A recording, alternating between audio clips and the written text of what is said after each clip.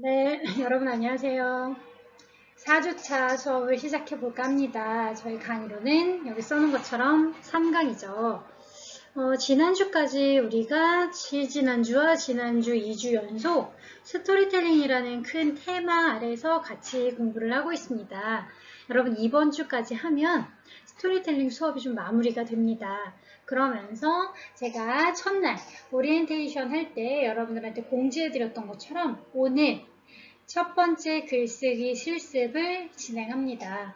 그래서 오늘은 같이 글쓰기 실습을 해야 하니까 더 열심히 수업 영상 들으시고 어떤 과제를 해야 되지? 라고 하는 거 영상을 통해서 잘 숙지하셔야 됩니다. 제가 여러분들이 영상을 잘 들으셨는지 충분히 이해가 되셨는지 확인하기 위해서 영상 안에서 과제에 대한 설명 다 해드리고 있잖아요. 그러니까 오늘 영상 말미쯤에 그러니까 이번 주에는 어떤 실습을 하세요? 라고 알려드릴 겁니다. 이번 주 과제는 단순히 여러분들이 뭔가 수행을 했구나 아니면 출석이구나 에만 적용이 되는 게 아니라 정말 글쓰기 점수에 반영이 될 겁니다. 그만큼 중요한 과제니까 여러분들이 잘 오늘까지 공부하신 거 정리하셔야 됩니다. 아셨죠? 자, 그러면 본격적으로 오늘 수업 시작을 해볼까 합니다. 오늘은 스토리텔링은 스토리텔링이지만 제가 제목을 스토리텔링의 실제라고 해놨잖아요. 다시 말해서 실제 사례들을 통해서 이렇게 스토리텔링 할 수 있구나. 요 스토리텔링은 보니까 좀 이런 느낌이구나. 얘는 이런 느낌이구나. 라고 하면서 여러분들이 직접 좀 감을 찾으면서 실습을 위한 준비를 좀 해보셨으면 좋겠습니다. 지금까지 여러분들이 보내서 같이 공부하고 과제 해주신 것만으로도 매주 잘 해주시고 계신 게 느껴집니다. 그래서 굉장히 뿌듯하고 또 여러분 과제 내드리는 입장에서도 매번 기대됩니다. 여러분들이 다음 주에는 어떤 걸 얼마나 열심히 작성해서 보내주실까 이러면서 여러분 과제 받아보는 과정이 굉장히 즐겁습니다. 물론 여러분들은 선생님 과제 많아요 힘들어요 하실 수도 있겠지만 제가 일방적으로 강의를 송출만 하는 게 아니라 여러분들과 같이 소통하고 여러분들 생각도 간단히 정리한다 그런 의도로 한다라고 하는 그 부분만 좀 이해를 해주시면 됩니다. 자, 또 이렇게 본격적인 수업 시작하기 전에 말이 길어졌네요. 그럼 오늘 수업 시작해 볼까요? 자, 시작하면서 제가 간단하게 우리 지난주에 중요한 과제 하나 있었죠. 오늘 같이 나가게 되는 실습들과도 연결이 되지만 여러분들한테 내드린 과제가 무엇이었죠? 그쵸. 왜 애플인가? 애플 스토리텔링을 해보자. 현존하는, 그래서 지금 존재하는 여러 가지 브랜드 중에서 IT 분야의 브랜드뿐만 아니라 모든 브랜드를 통틀어서 브랜드 가치 1위를 할 만큼 그리고 어떤 한 시대의 그리고 IT라는 분야의 상징적인 브랜드가 될 만큼 그리고 여러분도 아마 아실 겁니다. 여러분들이 과학적 글쓰기와 고전 읽기를 하시면서 과학 분야라는 단순히 그런 어떤 분야를 넘어선 더 많은 가치와 더 많은 이야기성, 우리에게 전달하고 싶은 어떤 메시지가 훨씬 더 많은 브랜드라는 걸 여러분들 이미 잘 알고 계실 겁니다. 그러면서 제가 지난주에 그런 질문을 드렸죠. 정말 브랜드가 많은데도 왜 우리가 늘 가장 첫 번째 브랜드라고 해야 되나? 아니면은 대표적인 IT 하면 떠오르는 대표적인 이미지를 가지고 있는 브랜드 이런 게 왜 애플이 되었을까? 애플 브랜드 가치에 대해서 한번 생각해보자. 이렇게 여러분한테 말씀을 드렸는데 그거 오늘 좀 여러분들 과제 체크를 제가 개별적으로 다 해드릴 수는 없지만 간단하게 여러분들과 얘기를 좀 하고 넘어가 볼까 합니다. 자, 얘는 뭡니까? 너무 뻔하죠. 얘가 이제 사과죠. 네, 그래서 말 그대로 애플입니다. 근데 어쩌다 이 사과라는 과일은 그냥 진짜 여러 가지 그 과일 중에 하나일 텐데 이 과일은 어쩌다가 이렇게 고부가 산업의 상징적인 이미지가 되었을까? 그냥 사과일 뿐인데. 그래서 사실은 여러분들이 이 사과가 어떻게 이 사과가 되었는지 과정에서 단순히 여러분 우리가 얘기하는 사과가 이 사과 아닌 건 알죠. 이 애플 아닙니다. 이 애플이 얘가 되기 위해서는 그 배경에 엄청 많은 이야기와 뭔가 서사와 사연이 있어야겠죠. 그래서 우리가 오늘 같이 그러니까 같이 토론해 볼 애플은 얘죠. 그렇다면 여러분들은 어떤 과제를 다 생각을 해서 작성하셨습니까? 사실 제가 이 영상을 만드는 이 시점에서는 아직 여러분과 제가 마감이 되지 않았기 때문에 아마 지금쯤 열심히 제가 한 며칠 전에 한 일주일 전쯤에 미리미리 이제 이렇게 영상을 제작을 하겠죠. 그러다 보니까 아마 이 시간쯤 다른 공간 어딘가에서 여러분들이 열심히 고민하고 있지 않을까? 그러면 여러분과 같이 고민한다는 의미에서 여러분들 고민에 힘을 좀 실어드린다는 의미에서 같이 한번 얘기를 해보죠. 일단 한 입 베어 먹었다는 것도 중요해. 난 이거 중요하다고 생각해. 왜냐면 그냥 통으로 사과가 아니니까. 한 입 베어 먹었으니까. 자, 그러면 어떤 차이가 있을까? 일단 여러분 그렇게 생각해보세요. 사과하면 반사적으로 떠오르는 게 뭐야? 그치, 여러분 선생님 애플이 얼마나 쉽게 대답하겠지. 그렇지. 이 시대에는 지금 2020년에는 사과하면 당연히 원래 이 과일인 사과보다 애플이 더 유명해졌습니다. 그건 대단한 거죠. 처음에는 그러니까 오리지널이 여기에서 따온 걸 텐데 이게 원본일 텐데도 이제는 우리가 사과, 애플, 그러니까 사과는 영어로 하면 애플이지. 애플 하면은 진짜로 그 애플이 떠오르는 게 아니라 그래서 마트에 가서 살 수 있는 이 사과가 떠오르는 게 아니라 이제는 이 애플이 떠올라. 이제 이 브랜드 애플이 떠올라. 자, 그래. 그러면 이거는 누구나 다 떠오르는 거라고 해. 또 한 가지. 사과하면 여러분도 떠오르는 거 뭐 있어요? 우리 같이 사과하면 떠오르는 거 몇 개를 같이 이제 좀 기록을 하면서 정리를 하면서 같이 생각을 해보죠. 뭐 떠오르세요? 첫 번째는 애플사에 나오는 이 애플 브랜드야. 그러면 두 번째는 그치. 나는 여러분들이 지금 우리가 과학적 글쓰기이기 때문에 과학적 글쓰기라는 이름을 붙은 바는 대부분 공대라든가 자연과학대 학생들이야. 그렇다면 여러분들에게 정말 중요한 애플은 뭐야? 이과 애플. 그쵸. 뉴튼의 애플이죠. 뉴튼의 사과입니다.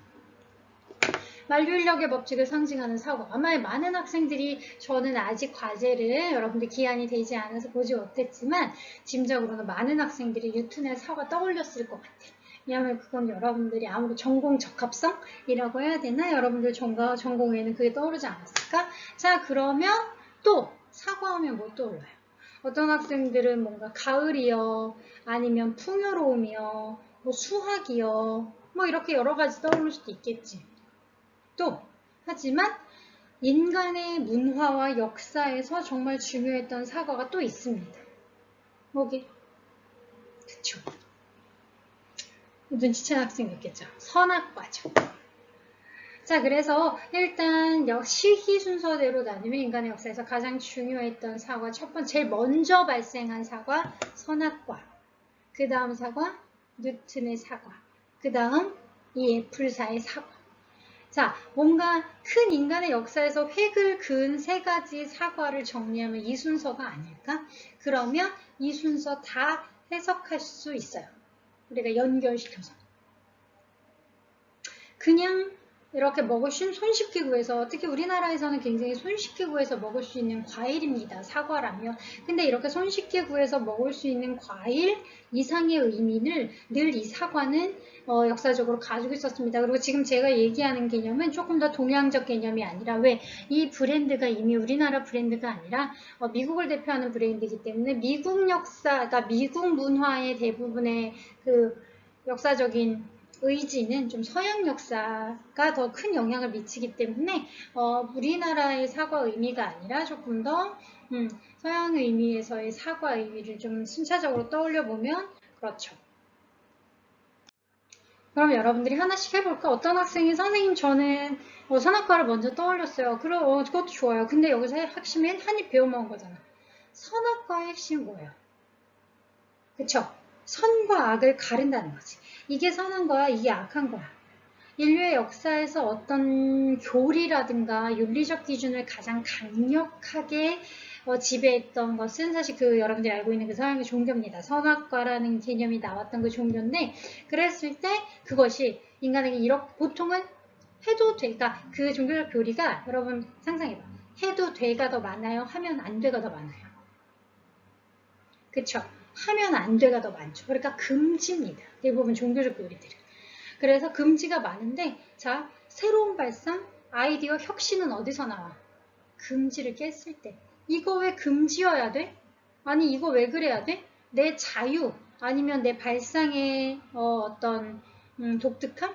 창의력? 아니면 창조력? 이런 것들과 관련된 것으로서 선악과는 사실은 이게 선한 거야 이게 악한 거야 그래서 그거를 따먹었더니 뭐 에덴 동산에서 추방당했죠. 그리고 추방당하면서 인간이 이제 인간의 역사가 시작된 거야. 신이 이게 좋은 거야 나쁜 거야 라고 규정되던 어떤 시대에서 벗어나서 이제는 인간 스스로 내가 나만의 어떤 문화, 생각, 이성의 시대가 시작된 거죠. 그래서 그것을 중요한 거는 이렇게 배워먹었다라고 하는 게 중요하지 않을까? 그거에 대한 저항이 아닐까? 자, 첫 번째 여러분들이 만약에 선악과를 생각을 하셨다면 그런 첫 번째 의미는 그렇게 선과학을 나누는 나를 억압하는 이게 옳은 거야 이렇게 하면 돼. 그러니까 대부분 근데 여기서 억압은 차라리 신체를 억압하는 것보다 더 무섭고 나쁜 게 뭐라고 했어요. 그렇죠. 내 의식을 아니면은 나의 어떤 자유의식 내 의식적 고향 말고 내가 스스로 자유롭고 창의적으로 떠올릴 수 있는 인간성의 어떤 뭔가 개념들 이런 것들을 억압하는 게 사실 더 나쁜 억압이다라고 했을 때는 그것에 대한 저항으로서 한입 배워먹은 게 아닐까? 자, 두 번째 여러분이 뉴턴의 사과를 떠올리셨다고 해도 이것도 충분히 해석이 가능합니다. 뉴턴의 사과는 그렇다면 맞아. 첫 번째 어떤 저항이 종교적인 그 선악, 이제 윤리로부터의 저항이라서 인간은 이제 인간의 역사를 쓰게 되었어. 그래서 뉴턴은 보통 우리가 인간 이성의 어떤 가장 큰 패러다임적 전회를 이룬 사람이잖아요. 이제 과학기술. 뉴턴이 만들어낸 과학기술이 세상을, 뉴턴이 만들어냈다고 뉴턴으로부터 시작된 르네상스가 시작되고 인간의 새로운 과학기술의 시대가 시작됐죠. 그러면서 이제 인간은 호모사피엔스라는 단어로부터 당당할 만큼 인간의 어떤 여러 가지 기술력과 과학 이성들은 여기까지 지금 우리가 이렇게 원격 수업을 하는데 전혀 불편함이 없을 정도로 이렇게 발전시킨 게 맞죠. 자, 그렇다면 인간의 우월함 아니면 인간의 명분, 인간이 이제는 만물의 영장이라던가 어떤 한 시대의 어떤 이 지구를 우리가 이제 어느 정도는 지구의 여러 가지를 다룬다라고 했을 때 그럴 만한 자격이 주어졌을 때는 인간의 과학기술이라는 근거가 굉장히 중요합니다. 그래서 인간의 이성이 여기까지 발달했으니까 인간은 이래도 돼 라고 하는 근거가 중요한데 그렇기 때문에 IT 산업도 사실은 거기에서부터 차근차근 출발하죠. 근데 여기까지 스토리텔링 그렇기 때문에 애플이 중요해. 뉴턴의 애플을 떠올린 거야. 뭐 그래도 되는데 여기서 한 입 배워먹자. 근데 저는 그냥 과학기술에 대한 막연한 추종이라면 다른 산업이라든가 다른 브랜드랑 다르지 않다고 봐요. 여러분 인간의 기술력과 인간의 그런 어떤 이제 이성중심주의, 과학기술 집약주의 이런 것들에 대한 추종이라면 저는 그게 다른 브랜드라든가 아니면 기존의 사고방식과 뭐가 다르지? 애플이 애플일 수 있었던 변별력이라든가 창의성, 감성 마케팅 이거랑 무슨 상관이야? 이 감성 마케팅, 애플이 다른 IT와 다르게 조금 더 감성적이고 혁신, 뭔가 젊음, 남다름, 뭔가 이렇게 우리 지난 시간에 롤프 옌센이 얘기한 드림 소사이어티에 가장 적합한 브랜드로 얘가 이제 우리가 공식적으로 인정받을 수 있는 이유는 그 부분에서 그냥 막연히 기술 추구 아니면은 막 이제 그래서 과학기술이 최고지. 그거는 20세기에 끝났죠. 여러분 이제 기술력으로 뭔가 인간의 발전을 단순히 이제 과학기술과 이성을 가지고 그러니까 이제 과학기술이죠. 그것만을 가지고 인간의 발전과 가치 판단을 논하는 시대는 20세기에 끝났죠. 근데 왜 애플인가? 한 입 배워먹었잖아. 뉴턴의 사과는 인간의 역사에서 정말 중요한 건 맞습니다. 하지만 그런 인간의 이성중심주의라든가 과학기술 중심주의가 만들어낸 여러 가지 결과물 중에 하나가 뭐예요? 전쟁이죠. 인정하고 싶지 않지만 어쨌든 어쩔 수 없는 건 전쟁 때문에 반대급부로 인간의 기술력이 많이 발전한 거는 맞습니다. 이 전쟁이 꼭 이렇게 직접 1차 대전, 2차 대전처럼 싸우는 전쟁도 있지만 냉전처럼 뭔가 러시아와 미국의 어떤 전쟁, 그 국가 전쟁처럼 서로가 과학기술을 발전시켜서 더 빨리 달에 가려는, 우주선을 발전시키려는 그런 어떤 그 뭔가 경쟁의식 때문에도. 근데 그런 수없이 많은 그런 기술력들이 사실은 인간을 이롭게 한 부분도 있겠지만 동시에 인간을 어떻게 하면 더 효율적으로 대량 살상하는가, 어떻게 더 강한 권력과 내가 더 강한 정치력을 가지는가에 활용됐죠. 그 부분에 대한 저항은 아닐까? 이건 물론 제 생각입니다. 그랬을 때 나는 단순히 이성인재, 이 기술이 다 중요해가 아니라 기술 이전에 사람이 있지 않는가. 결국은 이 기술이 어디에서 쓰이는지 아니면 어떻게 사람을 지향하는지에 대해서 우리가 같이 생각하고 얘기하고 가치 평가와 가치 판단을 충분히 해야 되는 시대가 된 것은 아닌가. 그랬을 때 무조건 과학기술이면 단가. 기술력을 많이 가지고 있으면 우월한가? 그렇다면 여러분, 과학기술과 자본을 가지고 있으면 우월하다라고 하면 영원히 미국은 2등과 갭 차이가 많이 나는 패권을 계속 유지할 수밖에 없을 거예요. 그랬을 때 그게 아니라 그걸 한 입 배워먹으면서 거기에 대한 반성, 우리 기술에 그냥 단순히 가치 중립적인 기술력만을 가지고 있는 게 아니라 이 기술이 어떤 의미를 가지고 있는지 인간으로서 같이 생각하고 느끼고 좀 고민해보자. 이런 철학적이거나 감상적인 스토리텔링까지 넣었던 게 이 한 입 배워먹은 사과가 아닐까? 여기까지.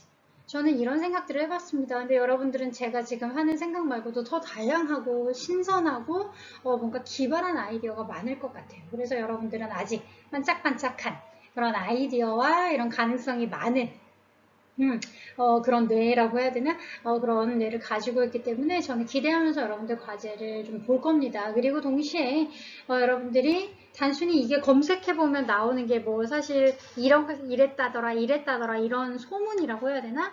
이런 얘기들이 굉장히 많습니다. 근데 많지만 그걸 떠나서 여러분들 스스로 어떻게든 그래서 왜 이게 우리가 4차 혁명 시대, 감성 마케팅 시대에 단순히 기술력의 승부가 아니라 어쩌다가 이 알풀이라는 게 어떤 한 시대를 상징하고 또 사람들의 정서와 공감, 그래서 감정을 자극하는 그런 좋은 브랜드가 됐는가 라고 했을 때, 그런 경쟁력 있는 브랜드가 됐을까라고 했을 때 그만한 여러분들 스스로 뭐 좀 설득력?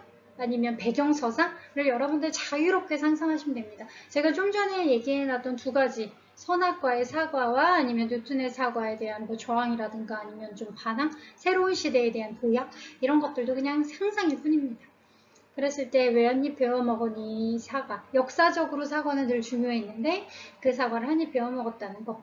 그랬을 때, 그리고 저는 이 베어먹은 거에 집중했지만 어떤 학생은 요 이파리에 또 꼭지지 꼭지에 집중할 수도 있고 뭐 유선형의 이런 모양에 집중할 수도 있고, 그리고 요 로고가 요 실버 톤의 로고가 가장 최근 로고라고 해서 제가 가지고 왔는데 이런 색깔이라든가 질감에 집중할 수도 있고, 여러분들 다양하게 요 로고에 집중해서 여러분들 스토리텔링 해보시면 됩니다. 자, 그래서 재미있게 여러분들 과제 해보셨으면 됩니다. 이게 정답이 있는 건 아니고, 자, 이거는 우리가 같이 연습 겸 해본 거기 때문에, 자, 그래서 이거는 일단 과제는 그렇게 넘어가기로 하고 오늘은 오늘 스토리텔링 해야죠. 자, 애플에 대해서 해봤다면 애플 같은 경우는 조금 더 첨단 산업이잖아요. 그게 아니라 조금 전통적인 브랜드에 대한 스토리텔링도 같이 해볼까 합니다. 전통적인 브랜드인데 여러분들이 전혀 모를 수가 없는, 우리가 스포츠다라고 하는 그 문화에 있어서 양대 산맥이 되는 브랜드가 있습니다. 뭐게? 그렇죠. 그럼 양대 산맥 두 가지 뭐겠어요? 이거 너무 전형적이죠. 그리고 여러분들이 어쩌면 애플보다 이 브랜드는, 애플은 관심이 없을 수도 있고 안 살 수도 있는데 저는 확신합니다. 이 두 브랜드들 두 개를 다 사봤거나 둘 중에 하나는 꼭 사볼 수밖에 없어요. 그만큼 훨씬 더 대중적이고, 그렇기 때문에 대중적인 만큼 이 두 브랜드는 우리나라, 그러니까 미국은 당연한 거지만, 미국에서 만든 브랜드도 미국은 당연하지만 미국이 아니라 뭐 어떤 대륙에서도 이 두 브랜드가 인기가 없는 대륙은 없다고 하죠. 그만큼 대중적이고 그러니까 역사적인 두 브랜드, 나이키와 아디다스 브랜드 스토리텔링을 해볼 겁니다. 여러분 일단 제가 이거 수업하기 이제 이거 보여드리기 전에 퀴즈가 있어. 여러분 퀴즈라고 해야 되나? 여러분 나이키와 아디다스 중에 어떤 걸 더 좋아해요? 여러분들이 만약에 어떤 걸 더 좋아한다면 좋아하는 이유가 있을 거야. 그렇다면 그걸 단순히 디자인이 예뻐서요. 내가 디자인이 예쁜 건 지난주에도 얘기했지만 물건이기 때문에 그건 너무너무 주관적인 거라고 했죠. 그럼 여러분들이 그렇게 느끼는 거야. 느끼기 이전에 그 브랜드가 좋으니까. 그렇게 이건 디자인이 좋아요 라고 느꼈겠지? 그렇다면 나이키, 아디다스 둘 다 유사한 시기에 만들어진 유사한 물건을 제작하는 스포츠 브랜드입니다. 그랬을 때 두 브랜드가 어떤 스토리텔링을 가지고 있고 그렇기 때문에 어떤 역사성을 가지고 있는지 같이 한번 비교하면서 볼 겁니다. 나이키 먼저 볼게요. 여러분들이 나는 나이키도 좋아하는데 나는 아디다스 좋아하는데 여러분들이 좋아하는 거를 생각해 보면서 또 한 가지 나는 그걸 왜 좋아하지? 또 떠올려 보면서 오늘 요거 정리 들어보시면 됩니다. 첫 번째 나이키 광고 먼저 볼 건데 일단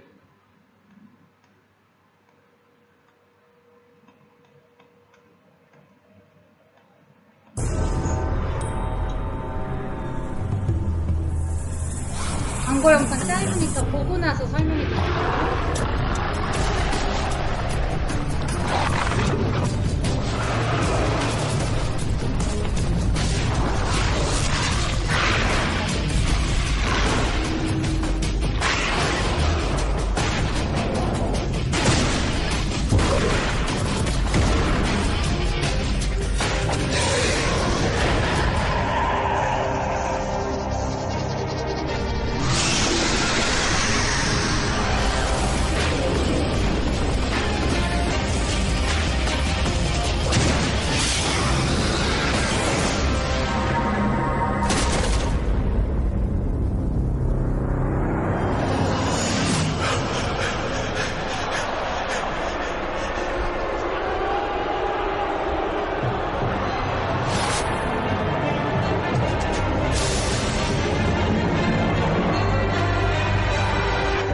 나는 나를 믿는다.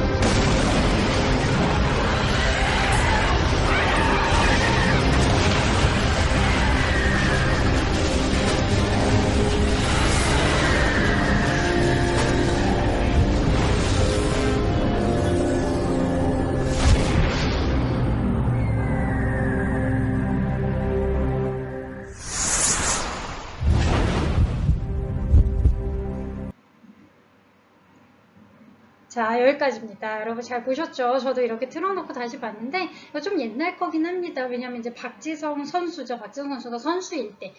지금 제가 알기로는 선수 생활을 그만두신 걸로 알고 있는데 뭐 지금으로 치면은 한국이라는 나라를 대표하는 이제 축구 선수라고 하면 손흥민 선수가 되겠죠. 그렇게 생각하셔도 되는데 이게 레전드 시리즈라고 워낙 유명한 시리즈고 우리가 오늘 같이 얘기할 나이키라는 브랜드의 아이덴티티를 얘기할 때 좀 적합해서 분석이 제가 요즘 광고도 사실 돌아다니는 거 굉장히 많잖아요. 나이키가 진짜 광고를 이런 영상 광고를 잘 만드는 걸로 유명하잖아요. 그래서 많은데 제가 좀 옛날 걸 가지고 왔습니다. 그래서 재밌을 것 같아서.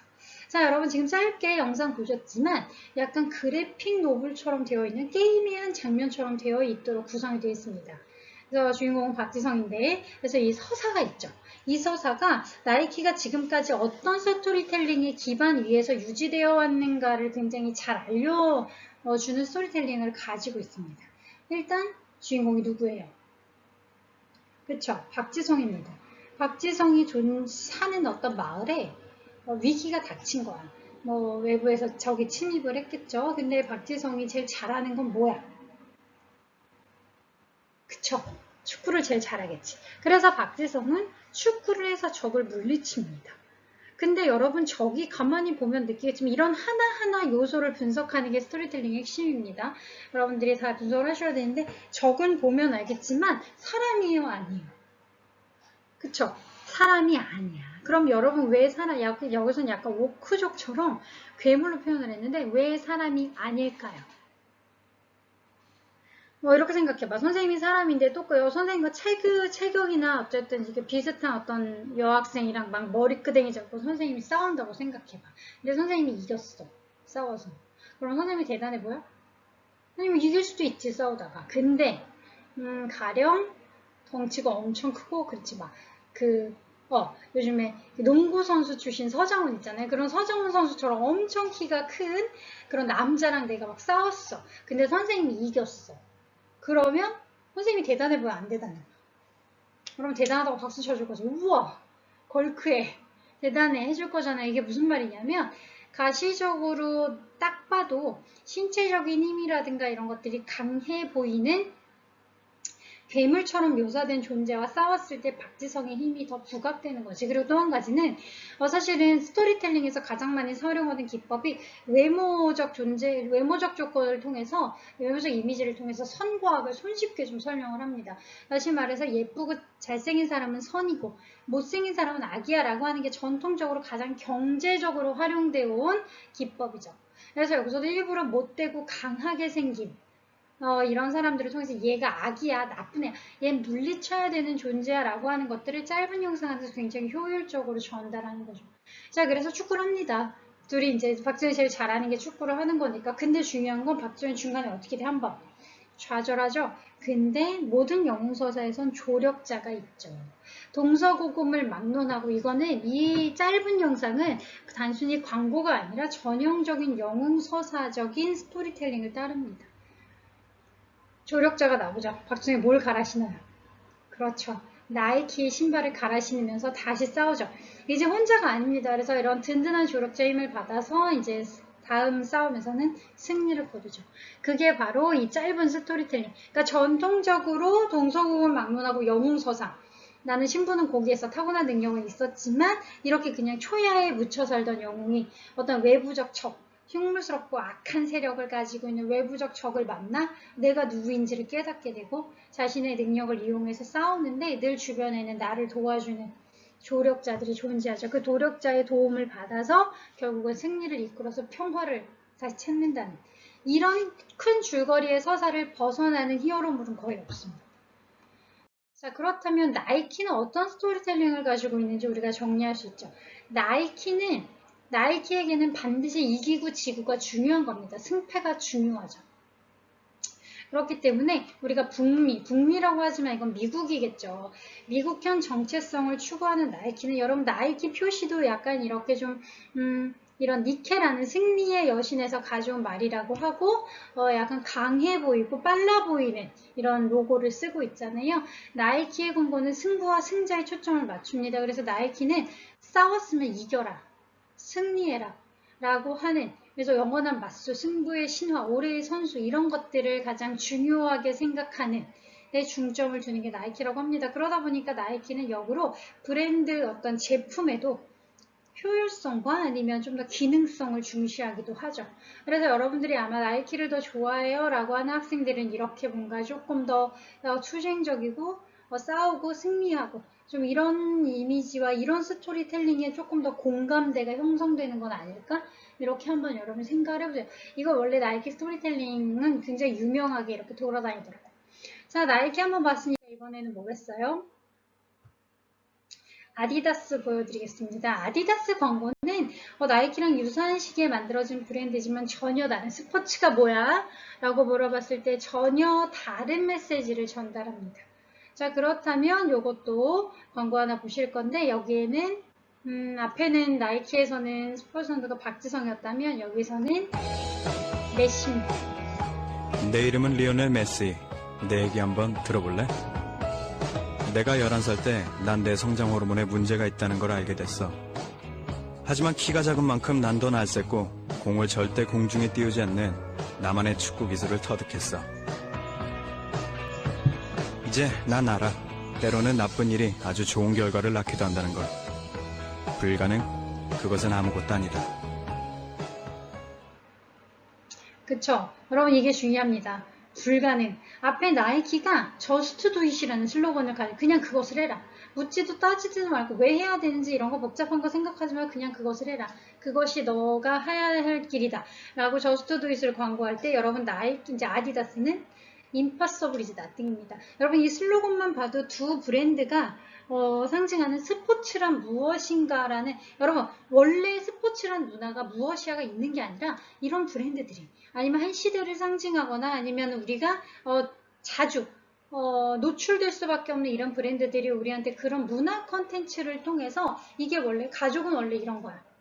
여러분 우리가 30년 전만 해도 가족이라는 거는 뭔가 부모님과 같이 산다거나 아니면 이렇게 꼭 일처제의 부모 자식, 그러니까 아들, 딸이 있고 이런 개념으로 조금 고정되었는데, 최근 들어서는 다양한 가족의 문화가 계속 미디어에서 노출이 되잖아요. 그러면서 꼭 우리가 결손가정이다라고 하는 개념이 의미가 없어졌죠. 그래서 부모님이 둘 다 있으면 뭐해?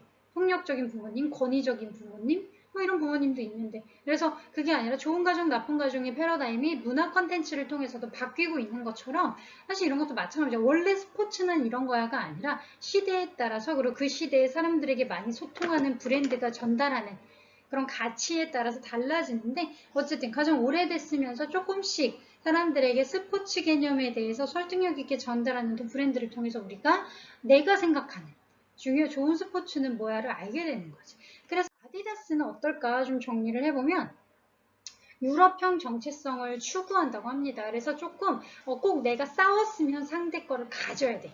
이겨야 돼. 이런 뭔가 좀 그런 부분보다도 내가 그냥 내 여가, 내 생각, 아니면 내가 나를 극복하고 내가 나를 단련하기 위해서 하는 게 스포츠야 라고 해서 스포츠 개념이 좀 달라진 거죠. 스포츠란 이변과 다양한 가능성이 넘쳐나게 재미있는 거야. 그렇기 때문에 꼭 이기고 지는 게 중요한 게 아니야. 한다는 것 자체.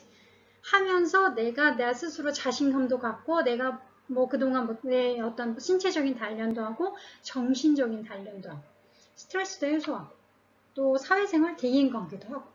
그래서 아디다스는 이런 브랜드가, 여러분 그냥 이건 교수님 이건 그냥 광고를 위한 그냥 만들어진 브랜드 아니요 라고 생각할 수 있지만, 이런 어떤 스토리텔링이 역으로 제품에도 영향을 줍니다. 메시가 제일 잘하는 것도 축구입니다. 어쩌면 박지성보다 더 잘할 수도 있겠죠. 근데 메시는 아디다스 광고에서 축구하지 않습니다. 여러분 내 얘기 한번 들어볼래? 라고 하면서 메시는 자신의 이야기를 하는데 그림을 그리면서 하죠. 근데 그 그림은 잘 그리는 게 아니라 삐뚤빼뚤 못 그리죠. 그 못 그리는 그림을 그리면서 메시는 자신의 가장 아킬레스건이라고 해야 되나? 단점? 어쩌면 상처가 될 수 있었던 이야기를 합니다. 키가 너무 작아서.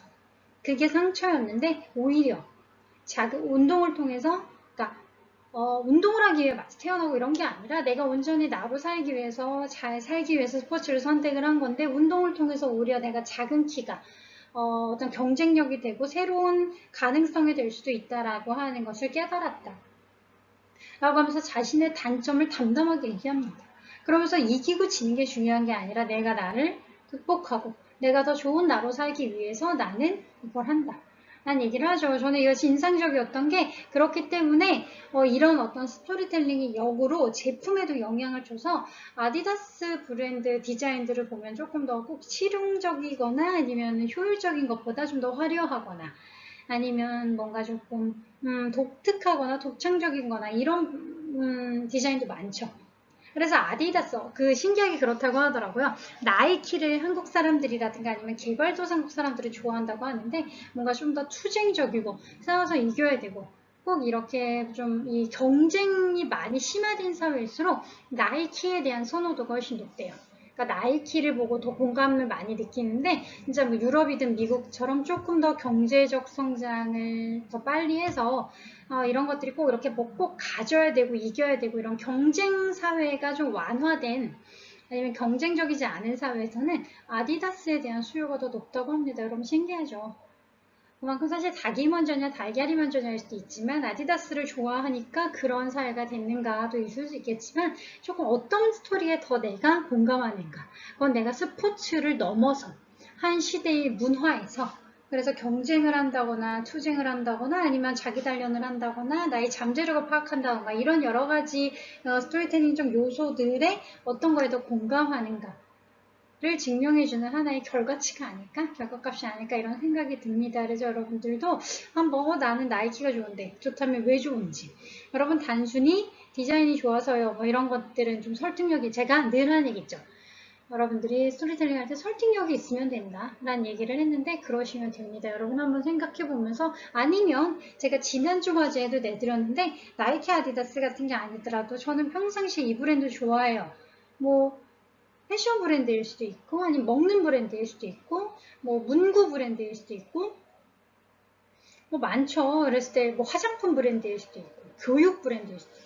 그러면 여러분들이 그게 왜 좋은지, 그래서 기왕이면 뭘 사야 될 때 그걸로 사요 라고 할 만큼 여러분들의 어떤 선택과 뭐 여러 가지 그 욕구들을 규정해주는 어떤 중요한 브랜드들이 있다면 왜 그런지 한번 떠올려 보면서, 단순히 물건이 좋아서 도 있겠지만 그 이면에 여러 가지 스토리텔링을 발견하는 것도 재미있는 과정입니다.